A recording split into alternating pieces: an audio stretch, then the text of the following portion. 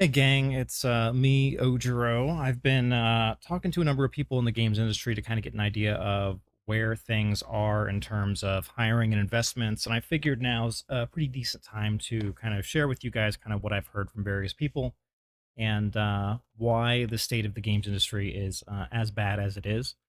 I'm sure a lot of you that have paid attention to the industry are very familiar with a lot of the key issues of why we are in the state that we are in.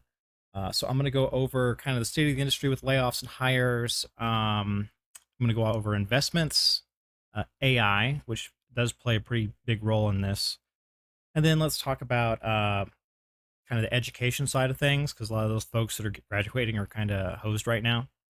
And how game studios can take care of themselves in at least the near future. So to start out with the games industry, during the pandemic, we had a huge push for basically everything tech related to overhire. Everyone just assumed that we were going to be in an infinite growth state. Investors were like, "Oh, just hire people, hire more people. That's how we show how like strong we are as a company." And basically, everyone that was any kind of like corporate style game studio just grew too much, like pure and simple. They pretty quickly decided, oh, we found out that they needed to come up with a cash flow.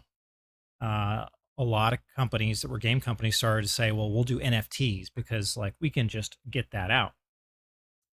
What a lot of these game companies didn't understand, however, is a lot of the people that they were hiring were grossly incompetent for a lot of positions. You had scam coins and various things that were taking like 2 to 4 weeks to get to market to basically, rug pull and make tons of money for the people that made those coins. But when it came to these game companies in particular that were trying to use NFTs as like a quick injection of cash, a lot of them never got to market because they were just too stupid to actually get it finished. So they tried to scam people with NFTs, but they couldn't actually succeed because they're just incompetent. Too many cooks in the kitchen for a lot of this stuff. Now, what we have seen over time is a lot more layoffs, as I think everyone's seen. A lot of studio closures. A lot of games got greenlit that should never have been greenlit, and they put hundreds of millions of dollars into them. Most egregious example being Concord, which is probably a once in a generation failure. I'm not going to say lifetime because there's a lot of stupid people that work in this space, and I would not put it beyond them to waste a lot more money. I have heard some rumors that Marathon could potentially cost more than Concord because just Bungie's gigantic and trying to spend a lot of money on something that no one's asked for. Um, Aside from the layoffs, a lot of some parts of the games industry are getting outsourced. Over the pandemic, people got more used to remote work, and some companies were like, okay, well, they got a little better at communication between various time zones. So I have had a number of friends that got laid off because they were just like, oh well, we'll just have India take care of it, or like Vietnam take care of it. It's a place where you can hire people for a lot less than the United States. So that's largely in the mobile side of game development. For the bigger studios, they do, depending on the studio, they're going to have places all over the world. If they're a lot bigger, smaller places, they may all be in one location. But a lot of these big game companies, where they're in one location, they're all in high cost of living areas. They're all around like Seattle, Washington, or Redmond, or L.A., some place where you're paying your average person there 4 times more than you would in any other country. Um, and normally that should be fine because when you have good workers, they can get a heck of a lot of work done. But with a lot of these companies, you have a tremendous amount of middle management that gets stuck into them to manage like hundreds of people, hundreds of individual contributors. So you're just adding a lot more layers, a lot more management. Communication is almost always terribly bad. Timelines to figure out how long things are going to take to get done are usually unbelievably unrealistic. I've had people go to places and tell me stories where they're like, "Oh yeah, I started the job," and they're like, "Hey, we want this to be basically in a MVP state where we can basically just work on polish in like 3 months, and then in 6 months we'd like to like start submitting this." And then they were looking at it like, "Dude, this is years out. You guys, the some of the senior management of some of these companies have no idea how long it actually takes to build some of these projects." And some of it is because you have some single player places that are used to making just single player games are being told to work on live service stuff, and they just foundationally do not understand how live service games work, and they do not hire the right people to kind of show what that live service is going to be expected. Because I can come up with an idea for a game and say, okay, here's, a game. But if someone says, actually, you need to make that a live service game, there's, minor adjustments that you need to make to that game to gate certain things so that people will spend money over time. Whether it be an energy system, which generally sucks, whether it be a system where it's just all the content is kind of like linear in difficulty, and you gate their ability to get experience over time so that it basically makes it so that they have to come back every day and complete content so that they can slowly churn through your story. A lot of these places, they don't get it. They don't understand the live service aspect of things. Um, and that's on them. I know there are some people that will say, well, no, that's the terrible corporate people that are making these demands. Terrible corporate people made an ask. The people that run the studio were like, sure, how hard could it be? And then they didn't do their job, even though a lot of these people that are senior executives at these companies are making millions of dollars. There is no one to blame but these studios themselves for accepting tasks that they are not capable of doing and then hiring the people that are able to do that. But I'm getting a little off what I want to talk about. Um, so we got layoffs, we got the outsourcing. I have heard, just as to get this out there, I've heard from some people that work with the H-1B visa system in the United States, at least. That's where you're bringing in basically immigrants to work in certain like tech jobs. I've heard of them having basically zero traction and getting a lot of those positions approved. I don't know if that is just a what's the word, like a coincidence. I don't know if it's an issue with the government in the United States being a little uh slower because let go of a lot of people here in the U.S. Government, or I don't know if this is actually them saying like there's been a big push to like get rid of illegal immigrants. So I don't know if this is some part where they're saying, hey, we actually have like an employment issue. Just don't worry about the H-1B visa system. I'm not sure at all. I just wanted to share that with you because that's something that I've heard. Now, for the places that are hiring, I've seen two kinds of setups for these companies. Number one is they're hiring, meaning that they have the position open, people apply to it, but they're not actually trying to fill the position. Um, I I don't. Maybe that's because they're planning on shipping it to like shipping the position overseas. Maybe it's they just want it open so that they can tell people that they're open and collecting things. Maybe they're not actually hiring, but they just want to collect resumes. There's a lot of people that are using AI to just like blast resumes out in like 100 different companies or thousands of companies. And a lot of these people that are using AI to push their resumes out are wholly unqualified for these jobs.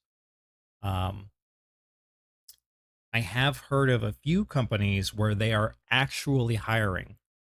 However, they end up getting into a position of choice paralysis, meaning they have so many candidates they get in. They'll find like a bunch of candidates where they're like, oh, these could all be potentially perfect for the role. They interview them, they go through multiple rounds of interviews. And then they say, yeah, but that guy's only like 80 to 90% of what we need. So why don't we try someone else out?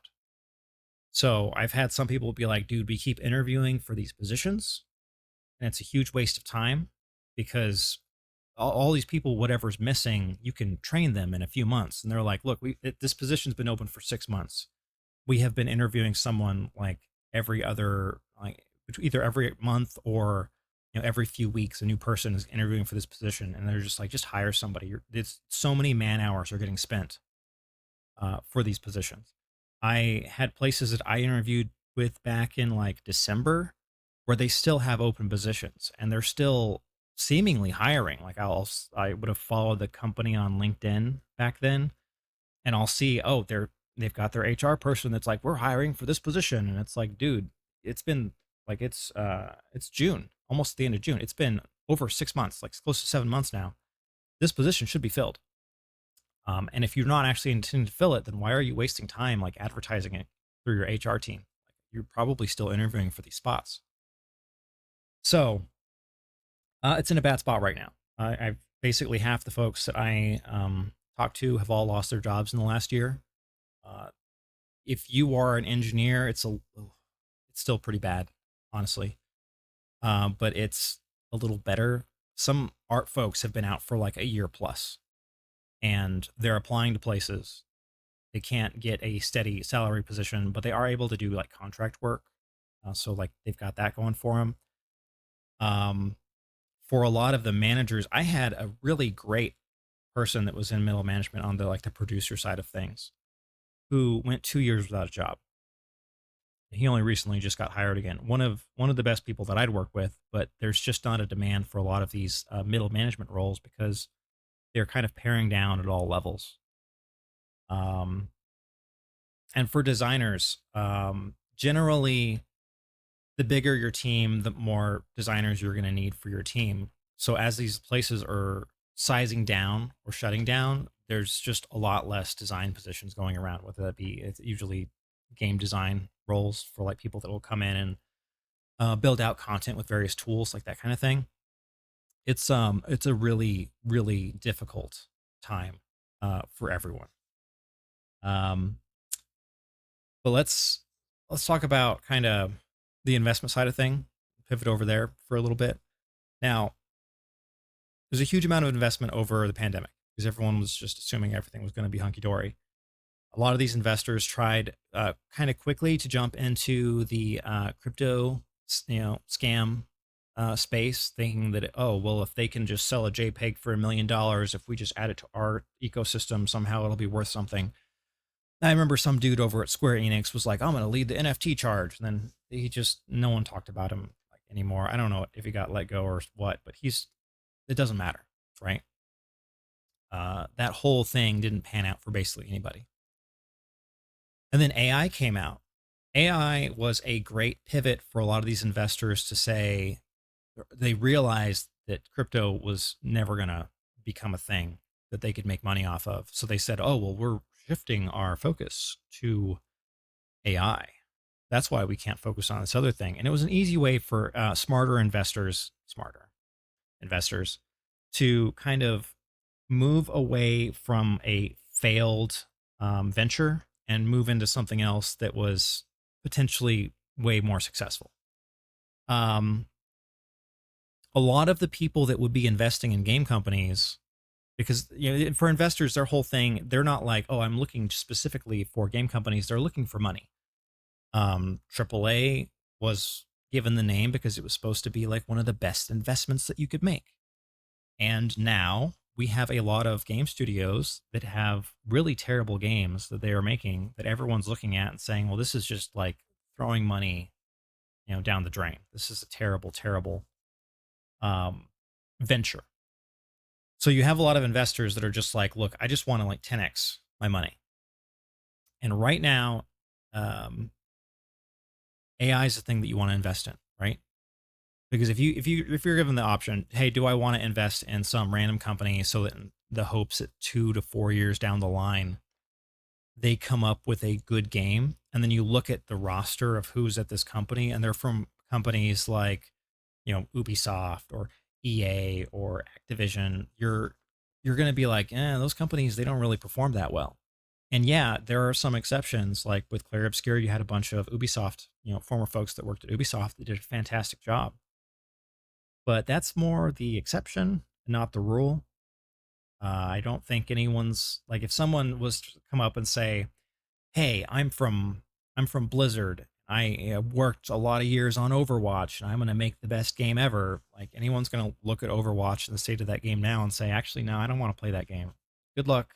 If I'm wrong, I'm wrong. Great, but chances are that game's going to flop." Uh, so another thing with investment stuff, the interest rate for a lot of stuff's gone up over time. I think it's like doubled or more than doubled for a lot of people that would have normally been able to take out loans at like a relatively low interest rate and then like just park that money into what should have been like a surefire win. And it's the interest rates have just gone up across the board, right? Like we had a quick minute where in the United States you could get like a mortgage for 3%, and now it's like 7. Um, a lot of things got really wild there over the pandemic, and it's just I mean, I'm not an economist. My economic skills consist of, do I have enough minerals coming in to build more marines to just toss like a blob at my enemy? That is not my specialty. All I can do is say things are very expensive right now. But um, I don't have, for a lot of investment that goes into games, you're going to hear about the big ticket items like, Sony purchasing Bungie kind of stuff. But for a lot of investment that'll go into these companies, it doesn't need to be announced. And depending on the company, it's going to have different levels of investment. Like I've heard of some companies where they give away over 50% of the company for like, 100, 200K. And you may hear that and say, wow, that's a really terrible um, return. You lost basically control of your company for like a couple hundred grand. But in some of those cases, they eventually sold that company to a bigger company. And now everyone at that, higher level are all multimillionaires now. So it is possible for a lot of these places to, um, make good money, even if they're giving away a portion of their companies, but you're not going to hear about them getting that money. And for smaller teams, you may not even hear about them being sold if they're really tiny and then they get like gobbled up by some slightly bigger place. That may not be newsworthy, especially if it's a game that maybe it's not out yet. Maybe it's like some small indie title. It's like, coming out on Steam, maybe has their own Discord for some people. It's just not something that people are going to really focus on or like talk about. So it's really hard to get a gauge of a lot of that private side of things. My network is largely out of Silicon Valley. So like the mobile side, there is some less like mobile gamey stuff there. Like I think Roblox is out of there. Like EA's got a studio, Sony's got a studio. I don't think Sony actually like does. I think it's just like basically them, like they've got that nice office in Redwood Shores, and I'm pretty sure the only thing they do there is try and figure out how that they can throw away more money for Sony.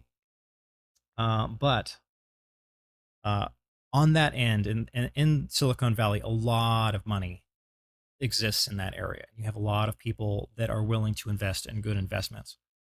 Those investors, I have not heard of investors really flocking to any game places anytime, for the folks that I talk to. They're just like, yeah, there's not a lot of interest because everyone's looking at AI. So let's talk about AI now, just like full bore, because I've been like kind of glossing over it. But for AI, you have a lot of these investors when they were coming in, they were expecting like live service games, like something where they could have a consistent revenue flow coming in. They're not so much looking at single player games and like a single player experience, even though that is a much more accomplishable thing. They are pushing towards this idea of like, infinite money. So they all want like your battle passes or like whatever kind of setups. And you can make a lot of money with that. But on the other hand, if you look at the AI space right now, you have like hundreds of billions of dollars getting pumped into this space. And ideally, if you're an investor and you're able to put money down in like to a small AI startup, that AI startup is never going to make money. Never. It will eventually run out of cash 100% because you are, um, if you're doing something at scale, you're like building a bunch of machines that like have a bunch of, hardware in it. You're just churning electricity into it to try and get some kind of data out of it. It is, if you're someplace like ChatGPT, they're like one of those bigger people, these smaller AI services are trying to get into a position where they can sell to those bigger places. So you can potentially have, $100 million investment, let's say, in some small AI firm. And then that could potentially sell for like $10 billion. So, a huge increase in money. So a lot of these investors that are just like, well, screw it. They went for like the live service stuff. They funded a bunch of games during COVID.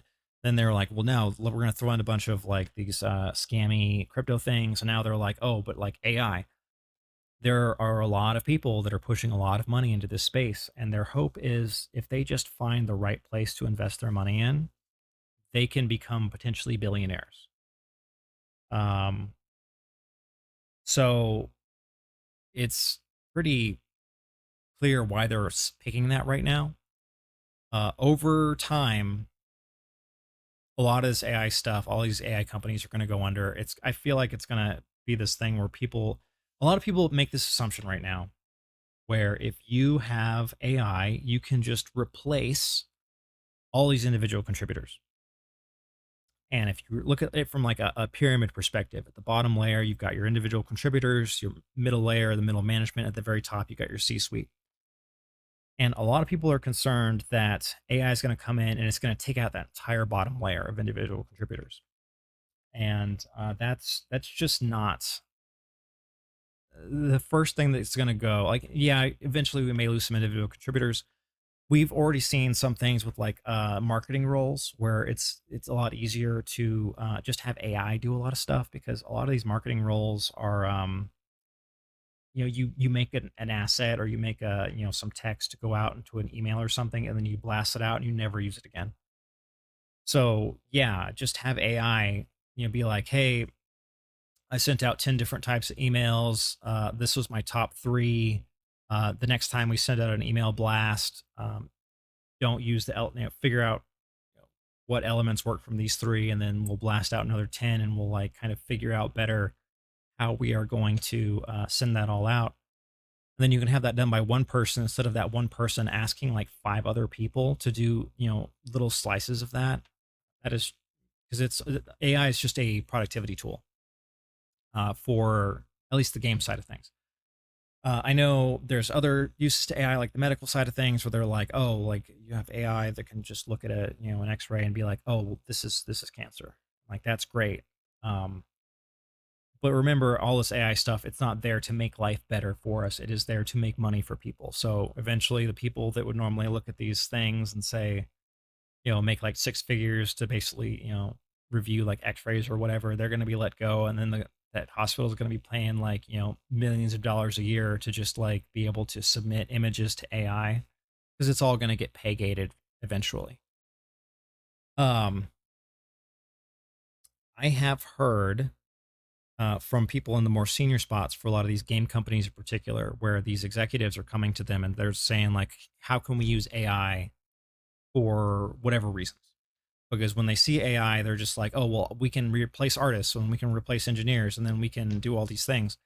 And that's not super true. Anyone that's actually using AI right now in the art space as an artist, or in the space of engineer, there's a lot of limitations to it right now. Things will get better over time, but especially like on the engineering side, a lot of that AI is only as good as the documentation that goes out. And you'll have sometimes where AI will be like, I suggest you use this function, and you're like, that function doesn't exist. Like that code exists in somebody else's code base that you scanned and added into your model. It doesn't understand larger projects like at all. It consistently gives you bad advice where you're like, this looks like bad practices for this language. And it's like, oh, you're absolutely right. This is the actual way to do it. It's like, stop giving me recommendations that are bad. There's a lot of drawbacks. Um, Now there are a lot of things where people just kind of don't care. Oh, like AI is getting a lot better. So at least on the art side, like I can understand a lot of artists being really upset where they're like, oh, you've got like channels on YouTube where it's just pure AI videos and they've got like hundreds of thousands of views, and like no artist worked on that at all, probably. Um, but for a lot of the game stuff, like, yeah, you can have some of these kind of entry level spots. Maybe they get replaced, but eventually you need someone senior to come in and kind of like take the reins to get the artistic vision that you want. We're not going to be in a space anytime soon where we're able to just use AI to take over a lot of these spots. the best positions that we can eliminate from AI are not from that like base level of the pyramid. It's at the higher levels. Like you could probably wipe out most of middle management and like a number of like, C-suite individuals from these companies using AI because if you're measuring the inputs of all of your individual contributors, you can potentially push it into AI and have AI be like, okay, well, this is what we need to do next for us to hit like certain deadlines. Because right now you have like this huge panel of people in middle management that are supposed to do that, and they usually don't do it well. The most incompetent place that I have worked at um, was when I worked under Disney for a quick minute.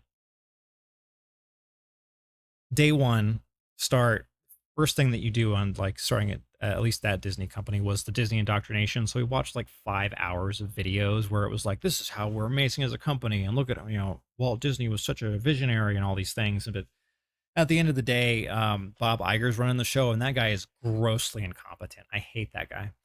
Um, but after we finish this, I'm talking to my manager, and he's like, "Look, you're gonna get emails from various VPs while you're here. This is the company directory that you need to go to, and you need to look at that VP. And if they report to another VP, if it's the vice president of something, and they report to another vice president of something else, you just ignore that email." Because I would get emails from vice presidents where I would look at the roster, and it was like 20 or 30 vice presidents that would report to another vice president. And that kind of middle management that is pretty consistent, a lot of these huge companies, they don't provide any value. They just show up, they have meetings, and they don't do anything. And you are spending, in cases of bigger places, but billions of dollars a year for this grossly incompetent cast of people in this middle management and upper management positions. Um, that is the prime real estate for AI replacement. It's not your individuals. Like you ideally you want your individual, more creative people to be like, okay, we'll use AI as a force multiplier to get some crazy cool idea out there. You want those cool ideas. You don't want more meetings, and that is currently what a lot of places are right now.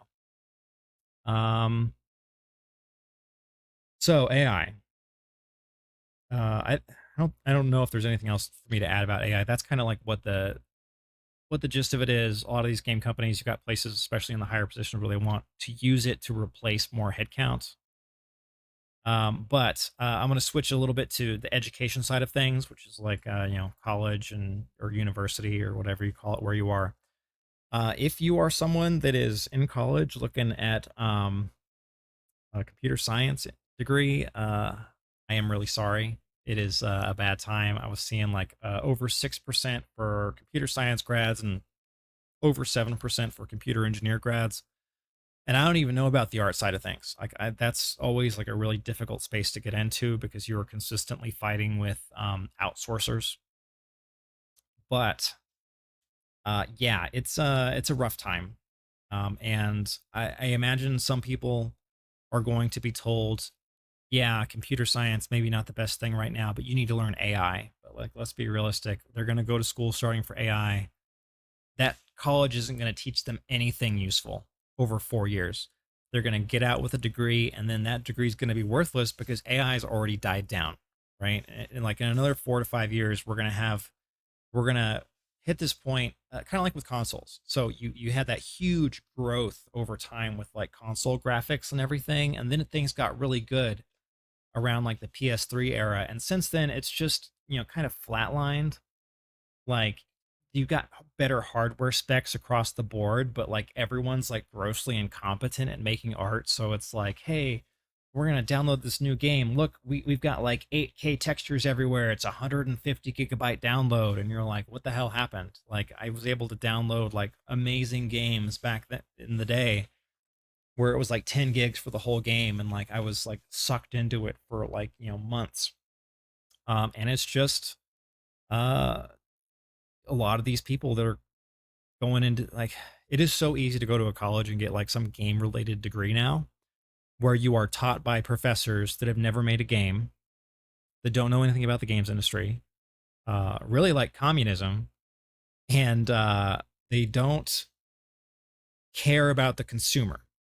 I have a game related degree. I have a degree in I think it's game development, but I got it like 17, 18 years ago. At my college, when they talked to me, they were like, "Look, you know, you're gonna graduate. You're gonna do what you're told. A lot of you will not work in games because it's so hard to get into this industry, and that is what it is.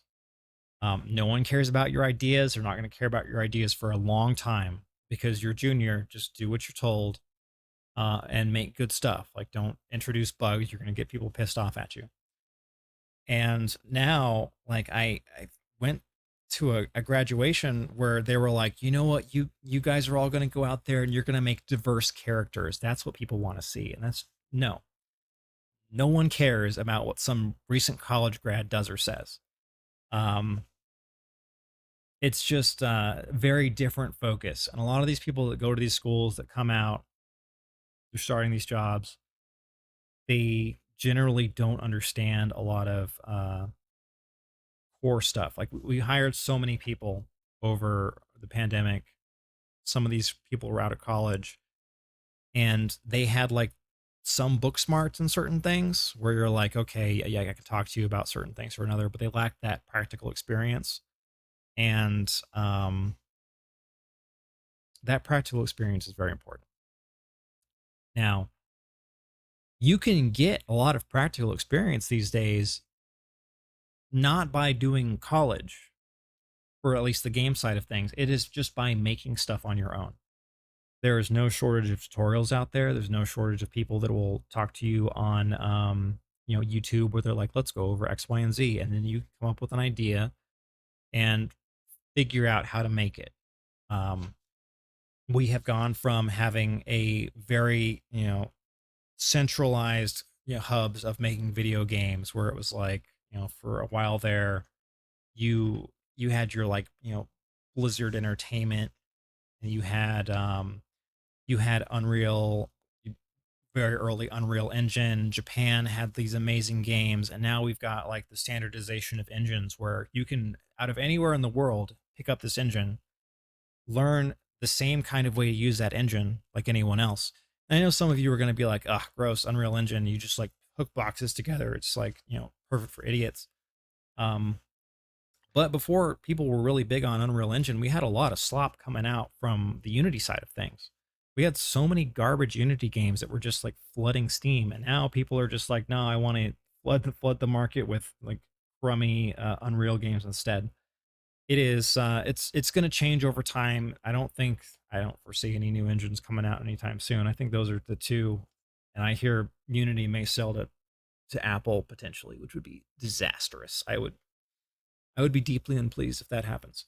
But anywhere in the world you can do this. So now we've got games that are like super amazing coming out of like Korea. We've got like Shift Up there, came out with the truly groundbreaking game, Nikkei, Goddess of Victory, and then use that money to make Stellar Blade. We have Wukong coming out of China, where that game came out. And then the Chinese government was like, I guess we should approve more people to like make games because it was really good, and they were like really proud of it.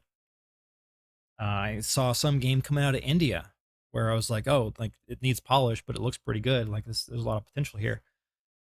You can take these tools, you can learn them, and then you can build up practical experience building your own things to become better at making games. And that is what you should be doing. And if you're looking at it and you're like, you know what, I really don't want to do those things because that's work, then you were never going to make it in the games industry, realistically. Like, maybe you would have gotten a position, heck, maybe you will in the future get a position where you're in some role where they're just adding bodies so that they can say to investors, look, we added 100 new people this year.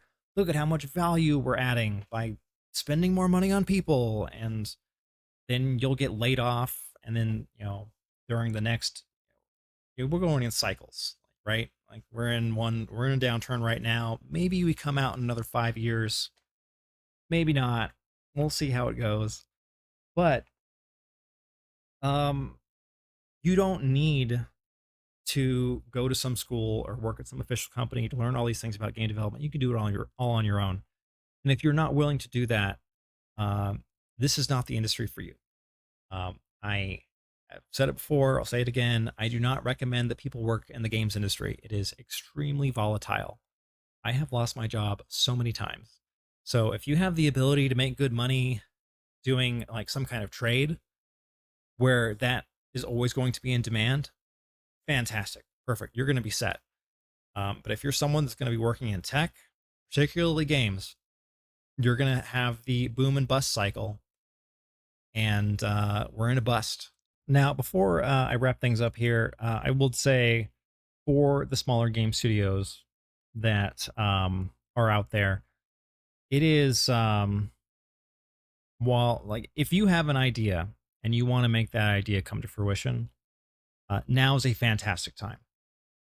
The indie scene is in a truly phenomenal state right now, and it's something where if you are willing to put the time in and get it out there, it is very possible for. I mean, statistically, you're going to fail, and that's fine.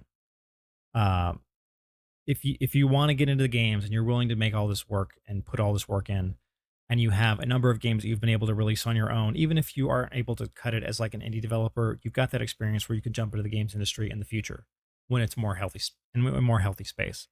And if you do make it as an indie game and you don't have some publisher there to siphon all the funds away from you, then you're in a decent spot.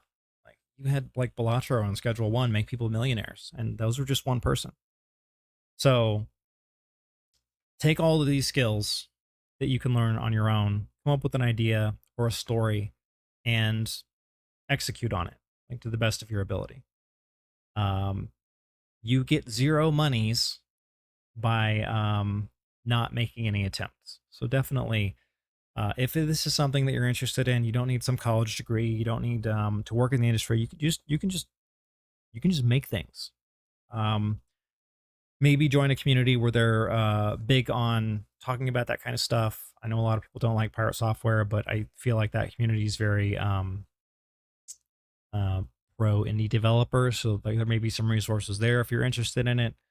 I'm sure there's other resources that you can find. I don't particularly look around at all that stuff, but it is something that if you have that desire, you can get there if you just want to. So if you're a smaller studio, you don't need publishers to do a lot of stuff. You don't need to get bought out by some bigger company.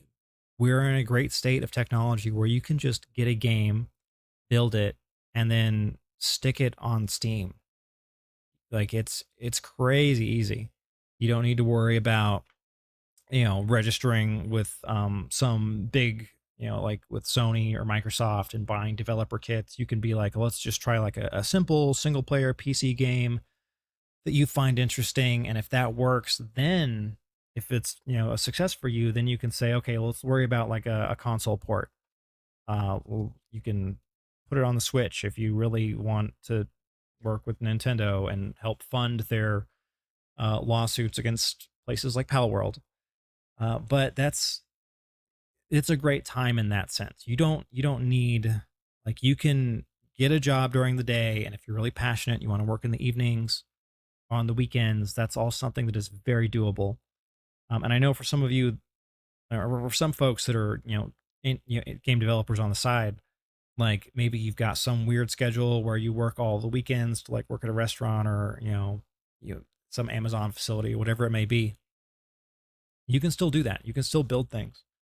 Um, Lean into AI. You can ask AI questions, and it'll try and answer it to the best of your ability for you to help learn that, in addition to the various courses that you can take, whether it be just looking at stuff on YouTube or maybe like paying like $5 for some course on some website where they're like, this is normally a $300 course, but I'll sell it to you for $10 for like, 90 whatever percent off, because like that's the whole thing. They expect it all to sell for $5. But I think that's all I got to talk about for today. Yeah, thank you for your time, and I hope to see you again in a future video. Farewell.